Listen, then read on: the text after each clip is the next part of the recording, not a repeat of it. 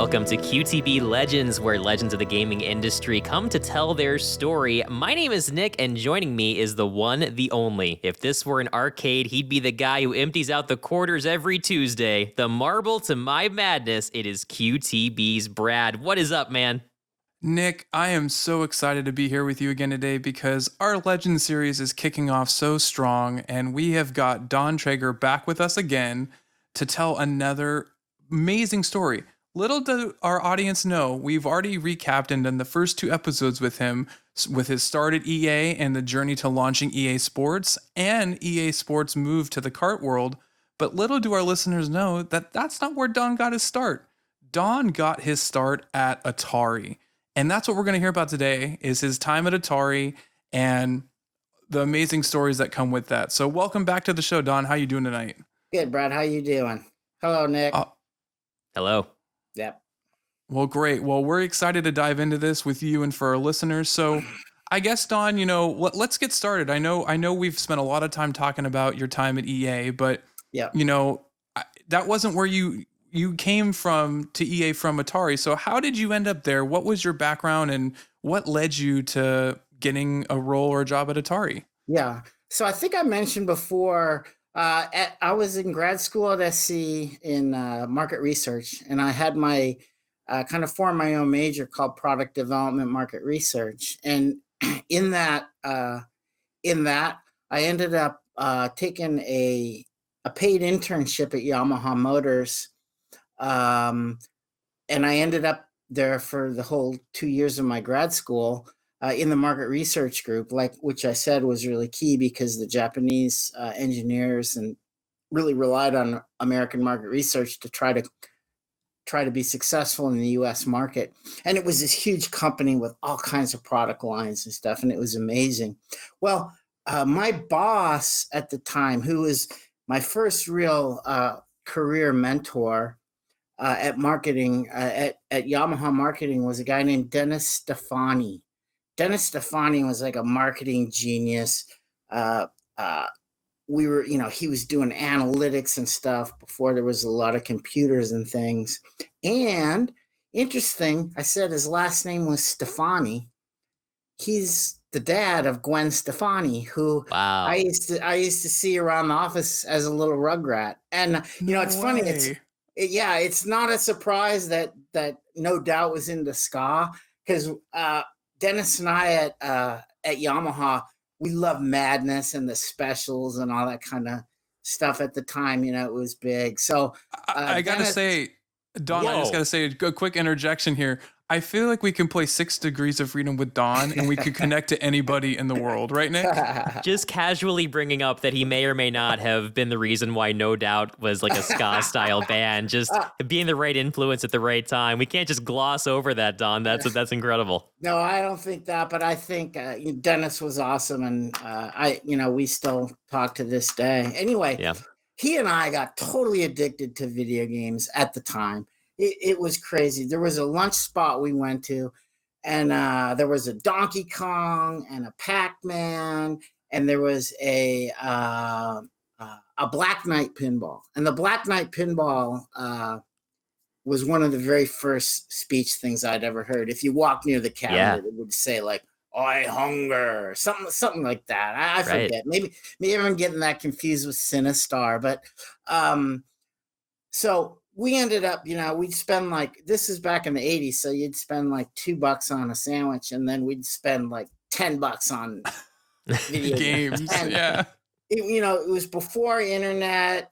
It was hard to get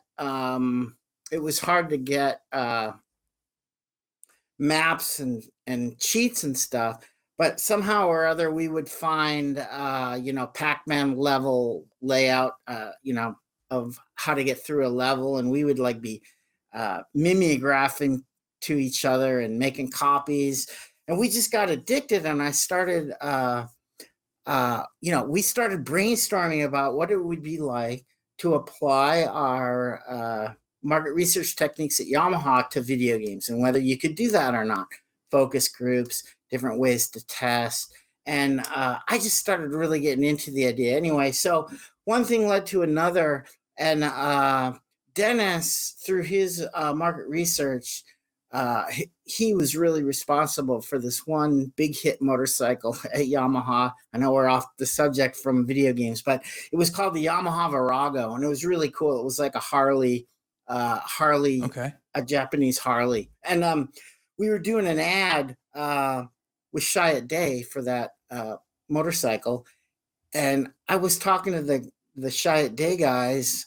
They knew I was really into video games, and they happened to have been doing some commercial work for Atari as well.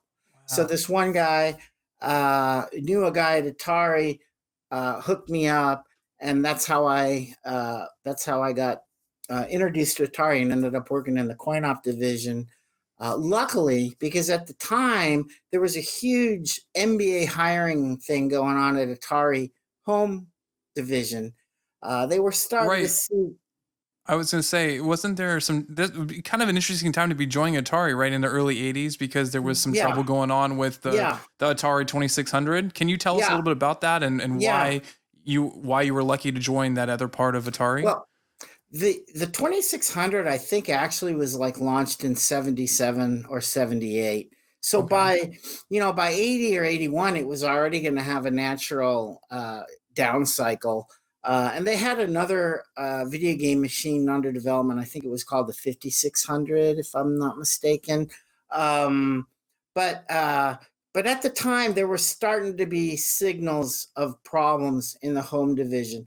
They are hiring all these MBAs to come in and try to help figure out what to do and take them to the next level. Um, but since I kind of came in through a different route, I came in through this advertising guy that knew this one guy and ended up in the arcade division, which is, I was much happier there because that's how I came anyway. I came from the being fascinated with the arcade games. And I just remember the first time playing Donkey Kong, like way back when, just being blown away because it's like controlling a cartoon. And before that, there wasn't very much color. Things weren't, it wasn't kind of those raster sprites and stuff. So I was really fortunate to be put into the coin op division because already by 81, 82, those guys in the home division started having real problems. However, at first, when I first came, the home division, they were like the kings, and everyone else was kind of second class citizens. It was just before the arcade division at Atari really took off. I mean, they had always done some cool Right. stuff, but at the early part of my employ, the home division was still great, and we'd go over there sometimes, and they'd be all like, "Oh, you guys in coin up, blah blah blah," and so there was like So, so kind of a Don, rivalry or a friction between the two engineering groups. for our listeners who don't understand the two different groups or the terms, can you define what the home division was and what it did versus the coin op, and kind of give our listeners what the difference is? Yeah, because eventually they split up, and were sold off into different parts. So the home division, they originally started with the 2600, and they would take a lot of what they would do. They would take the Atari coin op games, Centipede or whatever, and make home versions of them for the 2600. Then they also started doing a lot of original 2600 development. So they got huge. And there was a period there, 79, 80, the beginning of 81 when I came where that was massive. And then they started developing more hardware. They had, the 5600 under development. They started to do home computers, the Atari ST and things like that. But I think what's discussed as one of the big problems in that Atari home market and reason for the accelerated crash was there was no quality control. Anybody could make a cart. There were some really good cartridge manufacturers and guys that were making good games. A lot of them had come from Atari originally. A lot of people left and started their own companies. Activision started that way, and a few others that were really good. But there was so much stuff out there, and then it got to be just a lot of crap, and there was no control. And they say that that's one of the big reasons why the 2600 market cratered. But there's a life cycle to all these hardwares. That's why Sony and Microsoft are pretty strategic about when they launch updated versions and new versions of hardware. And people just didn't really know any better then, and they finally came out with the 5600, and I guess it was somewhat better, but it really wasn't that much of a leap. And then CoinOp was always separate. CoinOp did all the arcade stuff, only arcade stuff, and all the hardware was individually designed. Each motherboard was designed specifically for the game, and it was light years beyond what the home systems were capable of doing. And again, just kind of luckily, but how things evolve. The fact that I had all that exposure to that really higher end stuff, medium res Paperboy was the first game to have medium res graphics and things that looked really cool. That when I jumped over to EA and started doing Amiga and things, I was pretty comfortable in that world already. So I think it gave me a little bit of advantage, at least in how I thought about stuff and looked at things. Well, that's great to hear. I know you just kind of tease us a little bit about the difference between the development for like a home game or a home cart versus, CoinOp for arcades. Can you tell us a bit more about what is it like to design and do development for arcade games? Like, I mean, what's that like? What did it take? Yeah, at the time, it was incredible, and I would still be blown away. So there was so much engineering and technology going on at Atari. Depending on the design or what the team wanted to do, sometimes they would be able to find a R&D project upstairs in their kind of closed off access limited R&D group. They might see like a cool vector hardware or something that spurred the idea for a game.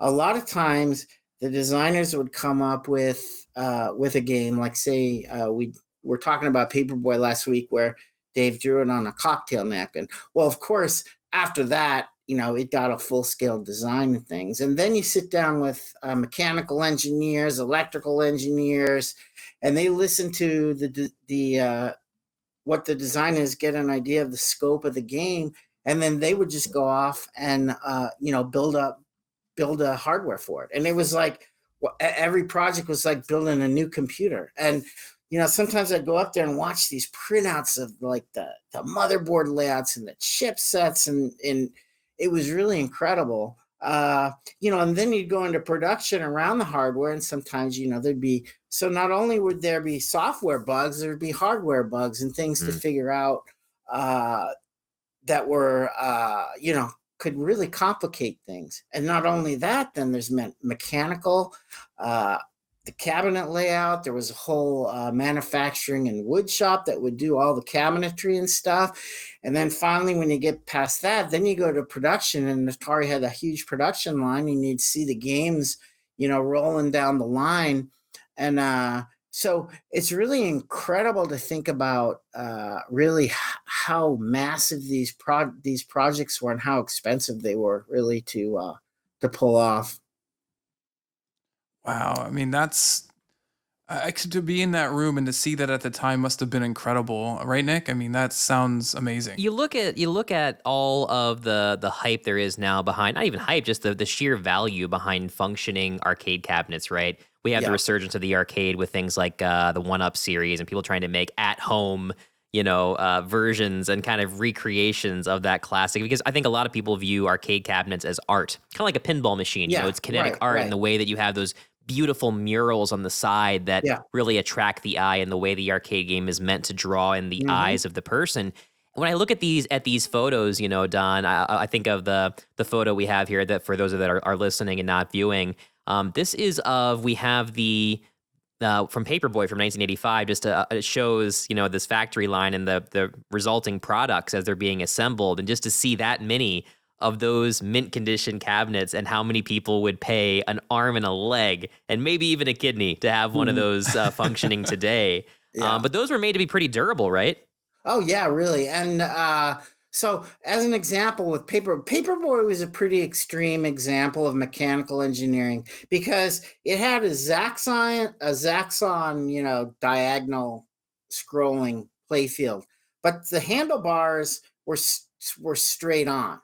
And that was one of the concerns that some people had of the game, that the control wasn't just perfectly lined up with the diagonal play. So what we saw in early testing was a lot of torque on that handlebar. And the guy that headed up mechanical engineering for the Paperboy game, and again, this is like each game had like a control guy and a mechanical engineer that made sure the controls would work. Well, that guy was Milt Loper, and he was like a really good mechanical engineer.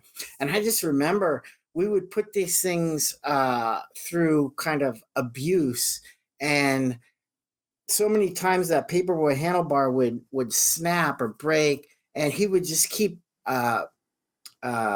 restructuring and adding points wherever there were breakages.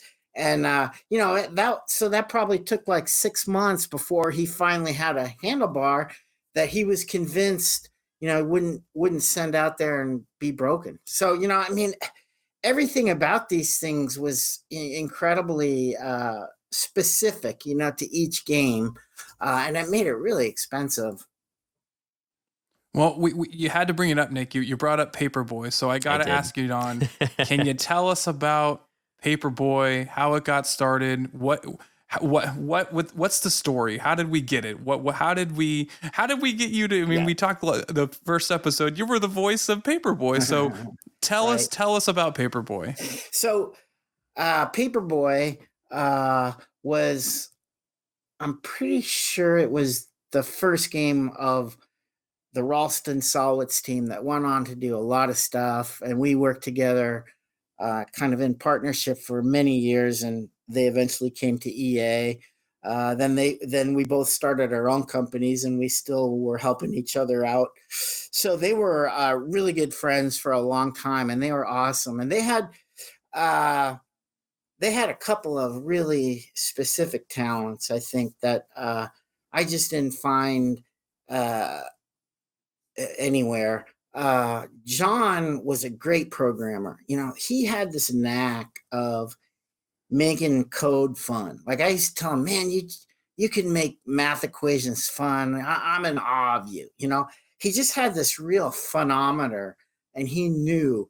Sometimes you work with an engineer and you have to kind of tell him, but John knew what was fun and what played well. And then Dave, as a designer, he was a really unique cat, because most games tended to be sci-fi shooters, fantasy stuff, things like that. And he just had this knack, unlike most people at the time, to just take these childhood experiences that most of us had as kids and make a game out of it. So like a paper route, what a basic thing, and who would have thought maybe you could make a game there? But he just, he had this vision for that being fun and how you could make it work. And so I said it's like Zaxxon in a way. It's if you consider throwing papers like shooting stuff and breaking windows like blowing up spaceships, it's not that different. But he just puts this different twist on it that takes a completely different angle. Well, can you talk about kind of this? This seems like a very real life thing, right? I mean, how many of us at times, especially, have seen a Paperboy? Like, it's something that people can relate to. They see it in real life. It's a real life type of a realism to it that some other games don't give you. Can you talk a little bit about how maybe that concept started growing at Atari, Yeah. or like you gravitating towards that a bit? Yeah. So, it's real interesting, and I'm real proud of this one because it really showed me and other people really how market research could be used to help make a game better. Um, so, at Atari, we had a lot of kind of formal research techniques that we would use through development. Um, One of them was in throughout different parts of the development cycle, you could take uh, betas or prototypes and focus group them with kids. And basically, it was really easy because, you know, at the time the arcades were packed. There were guys like you guys that were really interested in games, but there weren't home games. Everybody was into the arcades. So that's where all the action was. So we'd recruit guys to come to focus groups, and they were usually, Stone High School kids from the arcades, and their moms would drop them off, and we would have, like cookies and sodas and stuff. So they loved to come to, if you'd go to the arcade and you were handing out Atari focus group things, they were like, oh, like getting a golden ticket. Yeah. So we would do these focus groups, and with Paperboy, we started doing these focus groups, and people are into it. And, there was some controversy. It was a little bit controversial because some of the older Atarians, some of the execs, if it wasn't like a space theme type shooter type thing, they would get worried. Anyway, so the game goes on in development. It was very expensive. It was first medium res, so it had a different monitor that was expensive. It had a big hardware that was pushing all those graphics. It had a Yamaha speech chip, which was one of the early uses of that chip, and that was probably pretty expensive. So it was nothing to sneeze at. In any case, we finally a lot was on the line then, right? I mean, this was you're ranking up the internal budget here and putting a lot of your chips in the basket on this game then. Yeah, it's all those risks that I love taking. So there's expensive hardware, controversial design.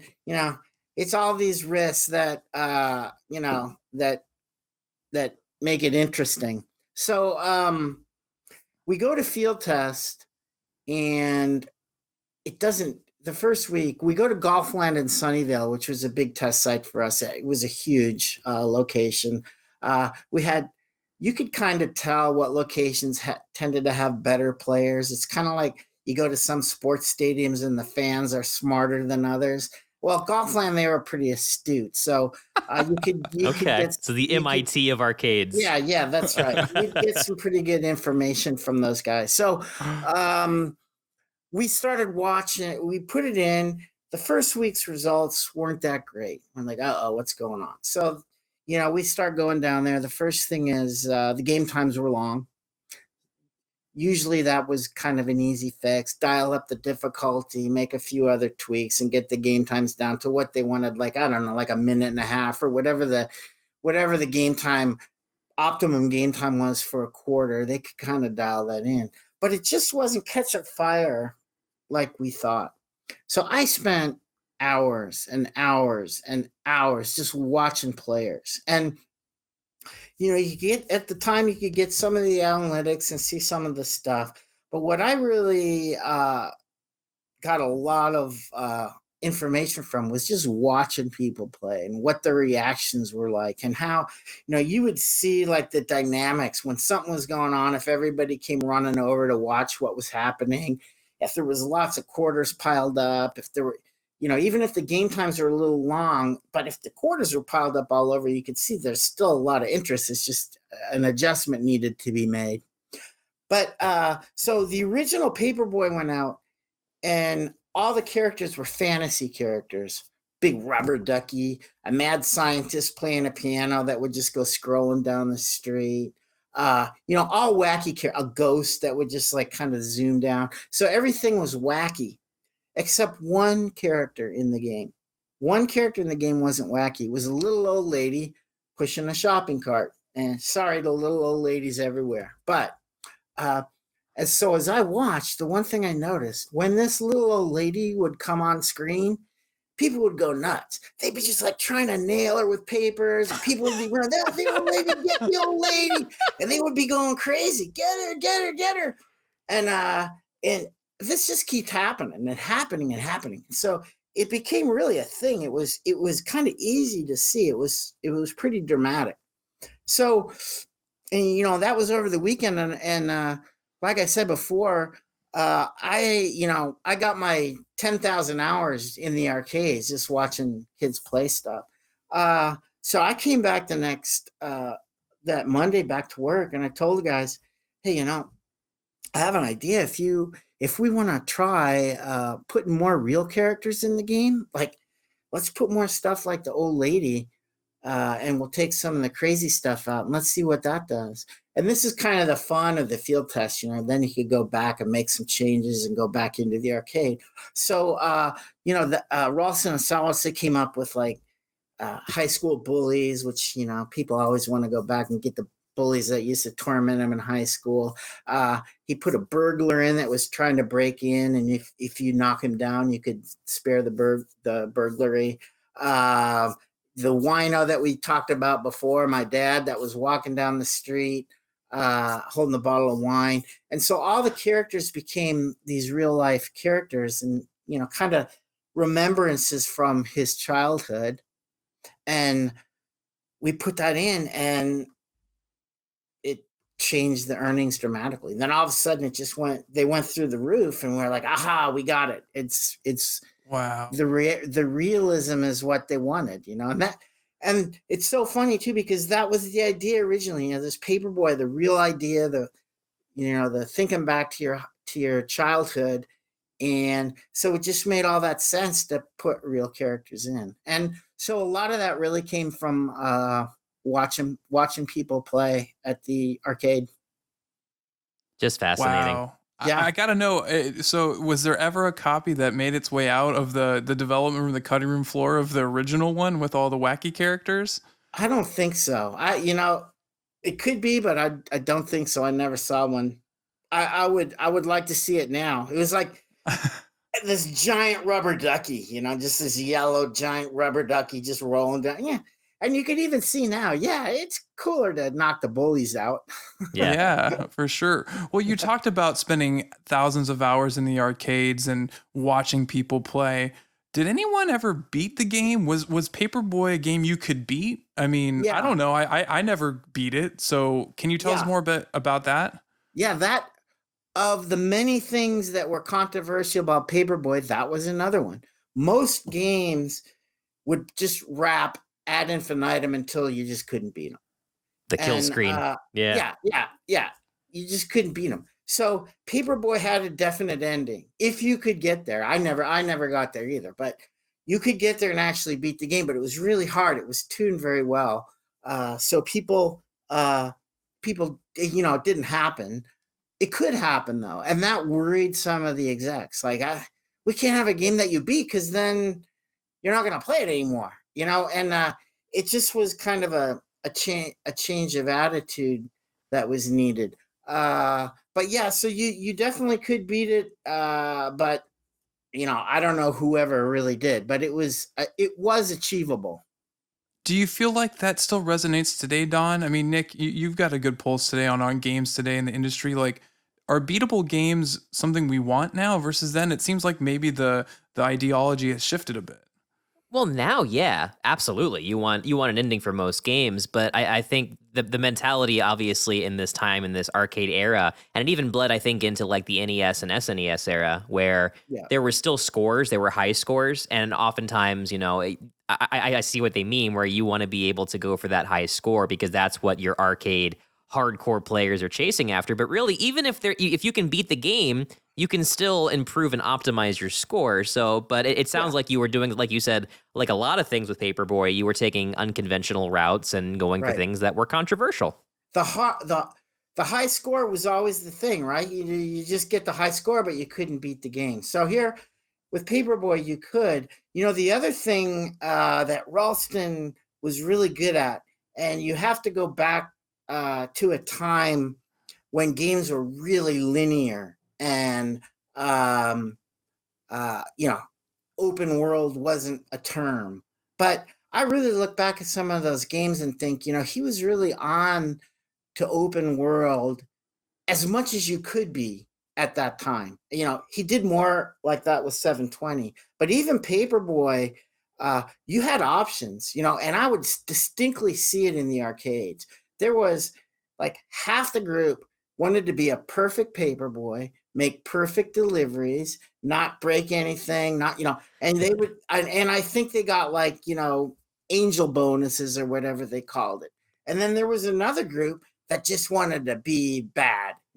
You could chew up the gardens, you could break windows, you never deliver a paper in the mailbox. Screw it, you're just going to break stuff. And so there were two distinct ways to play, which at that time, that was, again, a real novel thing. There weren't a lot of like that. And, if the hardware would have allowed it, I'm sure he would have wanted to, scramble more around the world like he started doing more of in 720. But, there was no term back then called open world. Sure. Wow. So, I mean, you mentioned 720. So, I mean, it's hard for us not to ask a few questions about that. Yeah. Can you talk a little bit about how 720 got started and any interesting stories you have about that game? Yeah. So again, this was Ralston going back to, his childhood growing up in Pomona, messing around with a skateboard. And after Paperboy, he and Sawitz pretty much had reign to do whatever they wanted. So they really focused on this skateboard theme. And, I'm kind of thinking back about it. It's been a while since I've played it, but there were kind of these big open parks and things where you could just go mess around and do stuff. So I think it was even more a progression of this open world idea, even though nobody called it that. But more freedom, more free form kind of gameplay was allowed. And so with that one, the thing that happened there was we really got into the research and development. A bunch of us who were working on that product were really into the skateboard scene. There was a big publication that came out of San Francisco called Thrasher Magazine, and those guys were all into what we were doing. The guys in the wood shop, we had some extra warehouse space, so they started building a big indoor ramp. And when it was done, it was like one of the biggest indoor ramps in the Bay Area. And we had pro skaters from all over the Bay Area that would come down and practice. So it became kind of a hip underground place to hang out, which we didn't really intend. We were just kind of building this ramp to goof around on and try to get fluid animations out of watching. But it became this kind of hip skating thing. So Don, yeah. Did you do it yourself? Did you try it out? Yeah, I used to pull off 720s and McTwists and okay. I don't know. I think there were a couple bails in there. Sorry, yeah. Some butt plants. That was just a bad landing from a 720. Yeah, right. Like I can't judge. That'd be me every time. Yeah, look at the knee pads. I mean, at least you're protected, right? Yeah. That was me every time too. Matching for our listeners, maybe Nick, for our listeners, kind of share what we're looking at here. Yeah, we've got a picture of Don. I guess he's bailing out on the way down from a like he said, an attempted 720 and just some classic 80s style. Man, you can't beat photos like this. So what is about doing it yourself? What you talked about wanting to understand the fluid mechanics and things like that. Do trying it yourself from a real world application standpoint instead of just watching pro skaters do it, did it give you some more insight on how to develop or work with the developers on nailing that in 720? Yeah, it just, and again, it's kind of what we ended up doing with EA Sports, where we really wanted to build it into the game. If it's in the game, it's in the game. So, we just the reality of the sport and uh, really getting into the scene, just I think helped give it a lot of credibility and uh, added a reality to it that wasn't just some skateboarding thing. A bunch of the guys, uh, a bunch of the guys that were pro skaters at the time, we were talking to about this, and they would come up. Lance Mountain, a bunch of the guys from what then was called the Bones Brigade. They used to make cool skateboarding videos. Actually, Tony Hawk was in the Bones Brigade. He was always kind of like the top guy. So Tony Hawk never came out to our ramp, but a lot of the other Bones Brigade guys did. And there was a guy that was an old skater from like the '60s generation that then became like a manager of a lot of these skaters, and his name was Stacy Peralta, and he was managing the Bones Brigade. So we talked to them a lot, and then fast forward a couple years later, and it was all this research that I had done and all this stuff I was working on that then became part of Skate or Die, and then later Skate or Die 2, which was almost kind of an attempt to do like a Bones Brigade type game, as opposed to like the Skate or Die, action sequences. Right. Even some RPG mechanics that were in there. Yeah, right, Yeah. right. Very Wow, cool. so I mean, we're talking Paperboy 720. I know when you said we first came into Atari, there was Centipede. It sounds like this, could be considered the golden age of arcade gaming, right? Would you Oh, consider it that? And what about it made it so special? yeah, definitely. And if you Google it, you'll see the golden era of arcade game development was 81, 82.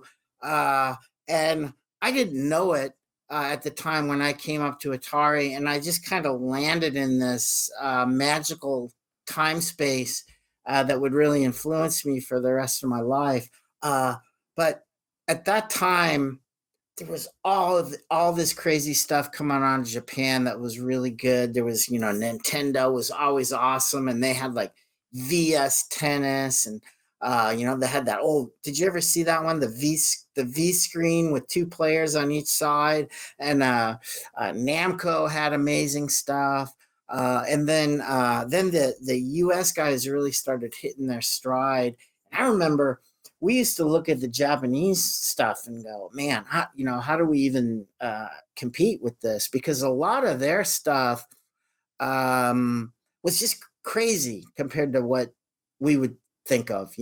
Like I said, later, in a few years later, Katamari Damacy came out, and just like we would see that kind of stuff and just get our mind blown. Like, who thinks like this? Right. So they kept us on our toes, and you could be intimidated by a lot of the stuff that was so great. Like Namco, Atari had a good relationship with Namco, and we released the Namco stuff in the US. So we would get all the Namco products early. And the one I remember a lot early on being really blown away by was Xevious. Did you ever see the space shooter Xevious? It was a top down.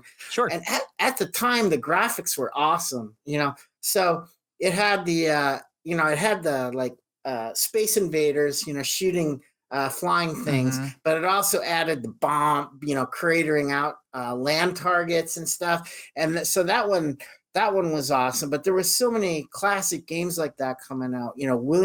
The Great American guys, Williams and Eugene Jarvis, who was like a genius. They did Defender and Robotron, and there was a lot of guys at Atari, and they probably still would say Robotron was their favorite game of all time. That's just like, yeah, that goes down on the list of the greatest of the great. Yeah. Atari had Centipede and Millipede, and then soon after we pushed the envelope with Paperboy, and the graphics blew people away, the medium res graphics. There was another really good one that came out from Atari at the time that was called Crystal Castle. And that was so good that a Canadian electronic band named themselves Crystal Castle. Get the crystals, Bentley Bear. I love that game. Yeah, oh man, I love that game too. It was awesome. So there was just so much going on, and then also, And I not was gonna only say that, pole but position too, right, Don? Pole yeah, position as well. not I mean, only another not one.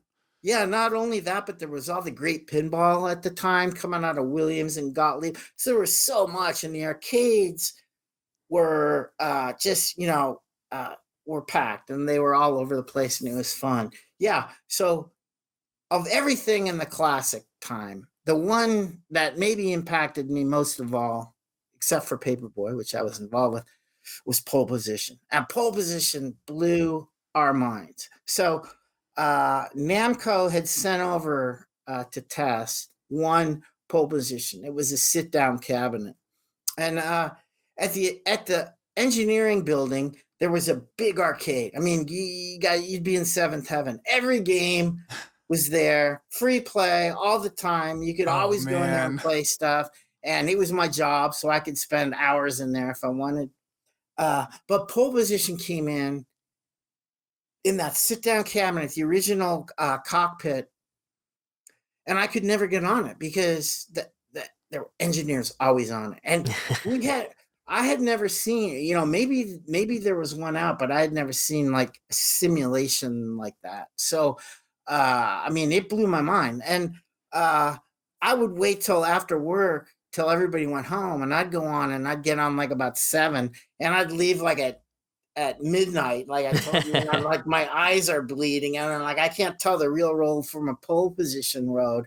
But that one was incredible to me, and we put that thing on test, and it just went absolutely insane. And the sit down cabinet, the stand up cabinet, that was a massive hit. So all those great games just coming out, bang, bang, bang, one after the other. That's incredible. So Yeah. when did it start to change? What was this? Was there a signal or some type of moment you saw that kind of something it was pivoting away or the era was ending?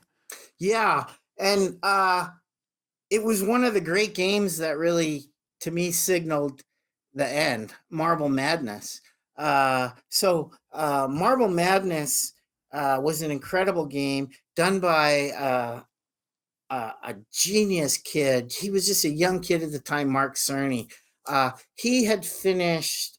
He used to tell me stories about going to Cal Berkeley. He had finished the entire Cal Berkeley math program while he was still in high school. Like he was a Wow. literal Mensa genius, and he later went on to Naughty Dog, and then I think he designed the PS5 for Sony. So he was an incredible genius, and he and his partner Bob Flanagan had Marble Madness. Well, the problem was, as we discussed earlier, things were getting just crazy expensive, and the economics weren't working, and you could kind of start to see the stresses in the system. People were getting uptight. There was a lot of arguing about costs, and things are starting to turn a little bit. So the solution was to come up with generic hardwares that would live in the cabinet, and then you just swap out smaller game boards. So it was a lot more Mm. economic. It was really a good strategic move to a really impossible situation. It couldn't keep going like these huge supercomputer inventions for every game. So, Marble Madness was the first game that Atari did that was on what they called System One. I think there was a System Two that made it to market later, but System One came out, and there were several games for it. Marble Madness was the first one, and the thing with Marble Madness was, and you could see where now the economics were becoming more of a factor.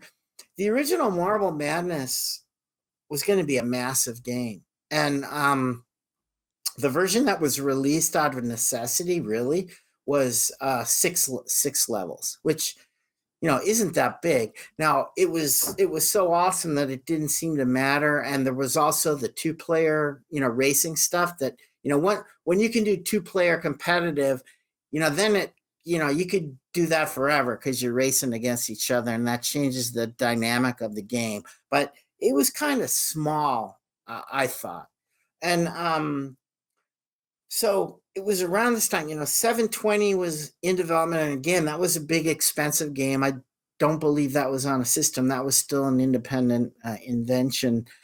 But after the systems came out and other people were doing that, you could kind of see that things were going to be different. That out of necessity, really, uh, the hardware, the more generic hardwares was going to start limiting some of the creativity. And I think that's what happened. The market started imploding, but at the same time, factors were changing. The first thing was there were a lot of arcades out there, mom and pop arcades, that were owned by like dentists or doctors that had no idea about gaming. So a lot of those, type of locations started dropping, and then exposure was smaller, and so things changed. But really, for me, the concern was the economics, and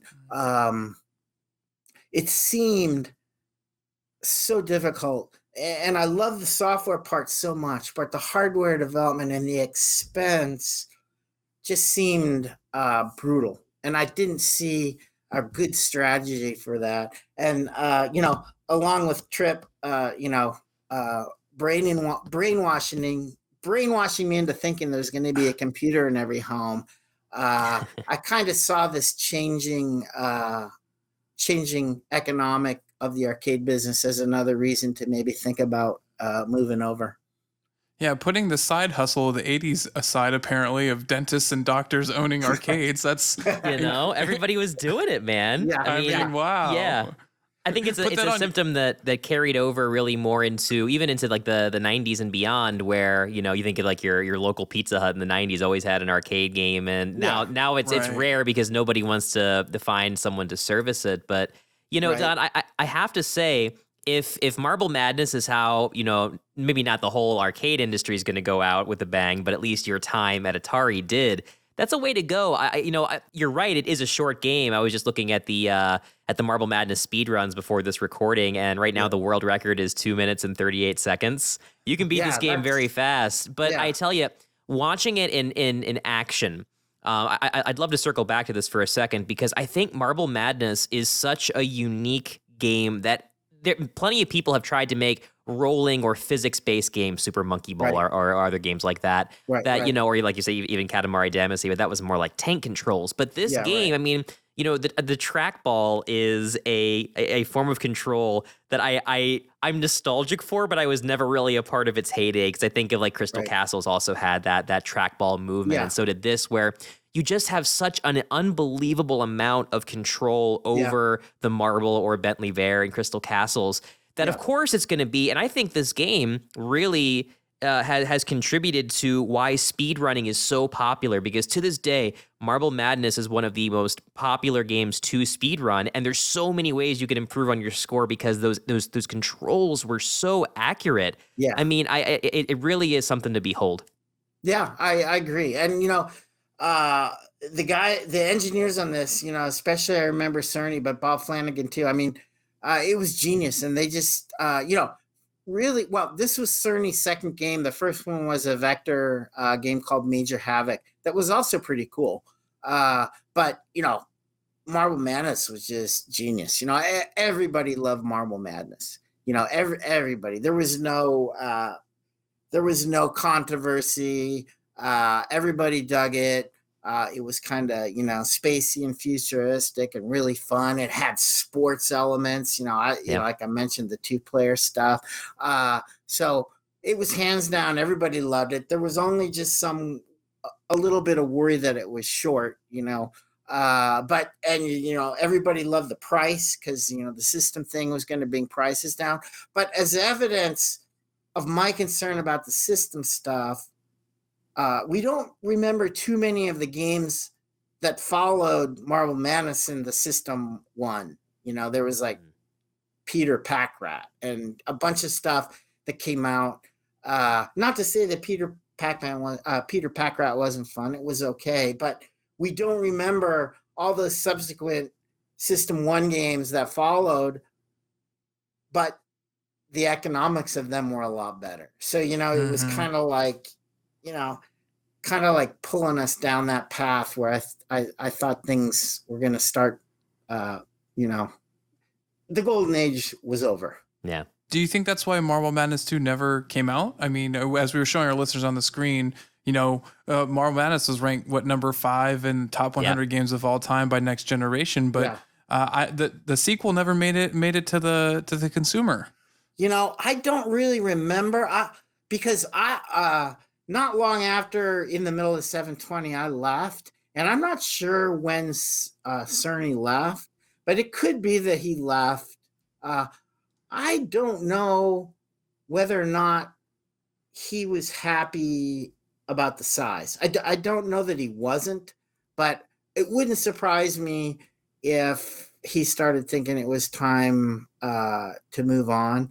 I suspect that might have been why, and then at that point, like I said, then I was leaving, and I don't really remember what why that would be. There was a period like the year before I left, when these were coming out, that Namco bought the Coin-Op group. So we were actually run by Namco, which was really cool. The Namco guys were awesome.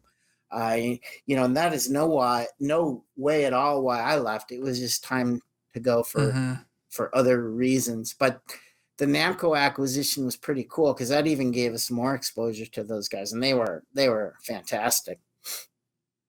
Wow. So what was that? Just a total of what, maybe 3 or 4 years at Atari, Don? Yeah, that's it. 3 or 4 years, and I always say, looking back, it was graduate school for me. I had my MBA. I was a fanboy of arcade games, but I went up there and got dropped into the Thunderdome, and it was awesome. It was the ride of my life, and so many people there. I mean, Atari had so many outstanding people, and they were all young, so it was kind of like we all lived together. Roommated together. We went to Giant Games. We went to Warrior Games, and both those teams really stunk back then. We did everything together. Went out to bars and clubs, and it was really fraternal in that way. And so many guys. There were some of the executives that were from the Atari in the old days, like they were at Atari like in 1972. I was like a sophomore in high school. I didn't even know it existed back then. So you had these old timer guys. They were probably 30 at the time, that had been in the business. And so they were smart, and you could hear stories about working with Nolan Bushnell and stuff. And then you had all these young guys that were just awesome, like Mike Halley, who did Star Wars.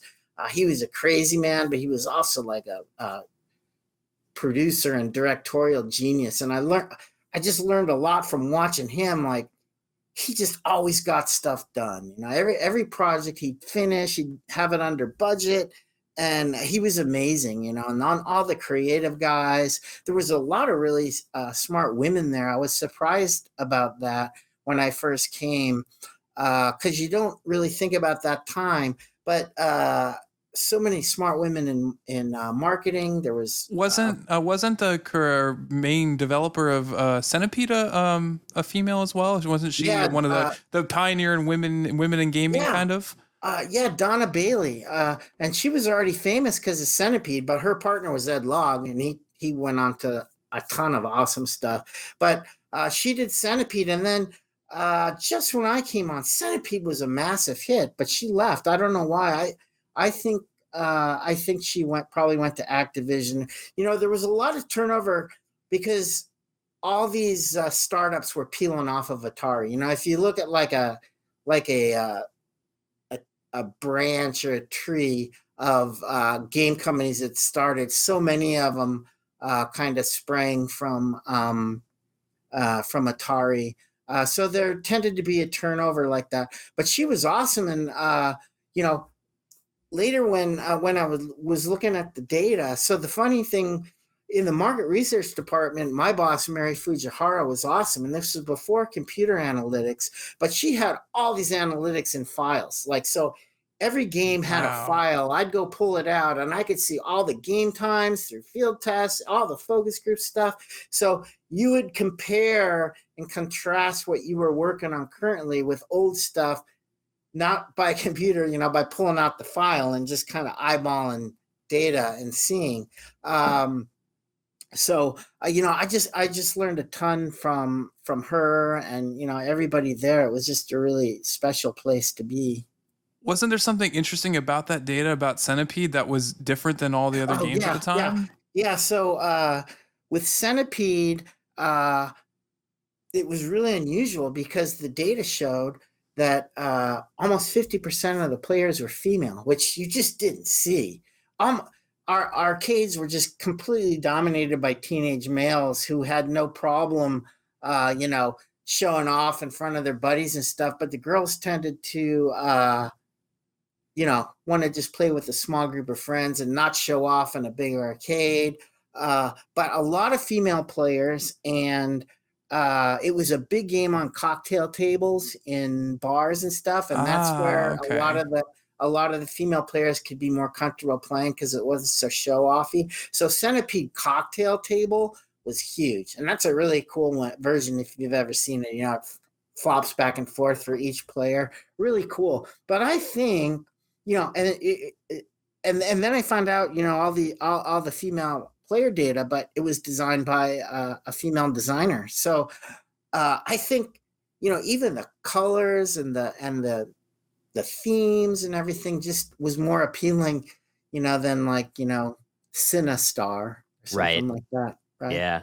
Yeah. That's Wow, fascinating. I had no idea. That's incredible that there was such a outlier in the data or the dynamics of arcade gaming at the time. That's Right. incredible. Yeah, and so Donna Bailey, she was like famous inside. Everybody's like, "Oh, Donna Bailey, she's awesome. She did Centipede," and so yeah, one of my first video game heroes actually was a woman designer, and who would have thought that? That's Don, incredible. thinking back about kind of the millennial generation, we really got the tail end and the short end of the stick when it comes to the arcade era, because I know Brad and myself and a lot of millennial age people, we watched an arcade industry in decline, right? We had Right. maybe our local mall arcade. Arcades on their own were very rare. These days, Oh you're yeah, lucky if you even see a Dave and Buster's. yeah, Well, I shouldn't say fondly. I distinctly remember the day that my local arcade closed, and I didn't know. And I walked in. It was owned by Namco and yeah, Pocket Change, and they came and it was shuttered. My yeah, favorite Dance Dance Revolution machine was disassembled right in front of me, and it felt like I was yeah, mourning the loss of a family member. I was so upset. yeah, And I remember those days of gathering around the Soul Calibur 2 machine and knowing that you were right there in the heyday. I think a lot of millennials like myself and even younger and Brad are nostalgic for a time that they were never a part of. Listening to what you're saying, I'm transported to a moment in time that I wish I was there for. My question yeah. to you is, paint us a picture. What is your fondest memory of that golden era of the arcades? Well, uh, it was one thing that made it so cool. It was very theatrical. It was like uh at Atari Games, the coin op division, we felt like we were making movies and everybody else was doing like, home stuff. And this was before like all the streaming and all the, first rate stuff comes to home. So we really felt kind of advanced, and what we were doing was like just the top of what the art form could do at the time. We were riding at the very top, and there was so much action, and the arcades were always so busy, and all the kids in there. It was just incredible, and yeah, I mean, my son was born in '88, and I think that's probably around your guys' time frame. That it was already over, by then. So Yeah. this was more of the early '80s, and the other thing that made it even feel that theatrical Atari at that time was owned by Warner Brothers. So, and that was a real Wow. good fit. There was a lot of back and forth between the Warner guys and Atari, and there was a really good symbiotic relationship that even pushed that even more. Like I remember in the marketing group, I was the guy that would get all the Warner scripts for all the movies that were going on to decide whether or not we could make a game with it. Often not, we didn't, because we at that time we were kind of leery. It wasn't until Star Wars that was just like, a super hit. But I remember getting the script for the original Road Warrior movie. I don't know if you've ever seen the original Road Warrior. Crazy, but it was very visual. It didn't really read on script. On script it was like, ugh, guy killed guy. Right. Yeah. And, you couldn't see like the wacky vehicles and all the stuff. So I'd read and go, man, this sounds really cool, but I don't know how we could make a game out of it. It was kind of hard to see. It's like, darn, I would like a stab at that now. That would be fun. So Wow. I guess that's the word that comes to my mind when I think about it. Just like more theatrical. People wanted to go out and go to the arcade. For the hot games, there'd be a line, there'd be piles of quarters, there'd be like 10 kids around a game, 15 when something exciting was going on. There were high score contests and, Donkey Kong King. Did you ever see the movie? Yes. Was it King of Kong? Yeah, King of Kong. Oh yeah, that's a great one. Of course, the Billy Yeah. Mitchell never-ending saga, right? Yeah, so great. Pretty I tell you, awesome. Brad. Yeah, I think we're just born 20 years too late. Yeah, I guess. It's just how it is. Well, all I can say, Don, is hearing your story today makes me wish there was an Atari University. If I could go spend 3 or 4 years and it'd be like college again, it sounds like that's what we heard today, is that it was so much fun, that it was work hard, play harder, hardly working or working hard. I mean, sounds like working hard, playing harder. I'd say it was pretty legit. I mean, look at That looks like for hard our work to me. listeners, some of these photos here with the Paperboy machines looks like you're having a good time. Notice, I decided not to look at the camera. I'm looking at the controller, but I do have a beer in my hand, and that's pretty typical Atari. There you go. Do you still have your Paperboy shirt? Is that buried somewhere? Unfortunately, not. I don't think any of us do. I wish I did. I have a Paperboy cabinet downstairs. It doesn't have the spiffy side graphics that I noticed when I got these photographs, but it still works. There you go. Like you said, durable hardware. Yeah, that's right.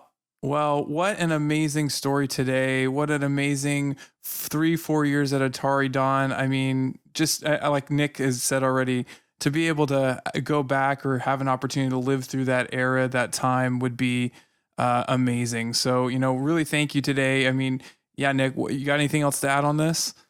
Just, like I said before, it's such an incredible era. I can't tell you how many documentaries I've watched, and I just get transported, like I said, to a moment in time that I wish we could be a part of. And it's so great when we see these modern retro arcades we talk about so much on the podcast about. It's so great that people are out there that are willing to try and capture that moment in time and take us back to a time that maybe we were a part of, maybe we even weren't. I played Crystal Castles on an original cab at a local, one of those retro kind of, they're actually classified as a museum. And nice. I mean, that's priceless to me, because I think we appreciate now that you can't recreate a lot of this gameplay. You can emulate it, you can play it in a browser with your keyboard or a controller, but unless you're holding that Paperboy, controller in your hands on a cab and surrounded by your friends with all that, that 80s music blaring. Yeah. You had to be there, right? And so it's an incredible thing to hear, Don. Cool. Good. Well, it is a pleasure for us to have another reason why Don Traeger is a legend, QTV legend, a legend of the gaming industry, with another fantastic episode. So we thank you, Don, for being here again today, and looking forward to talking with you more soon. Yeah, good. Alrighty, until next time, we will see you right here on QTV Legends.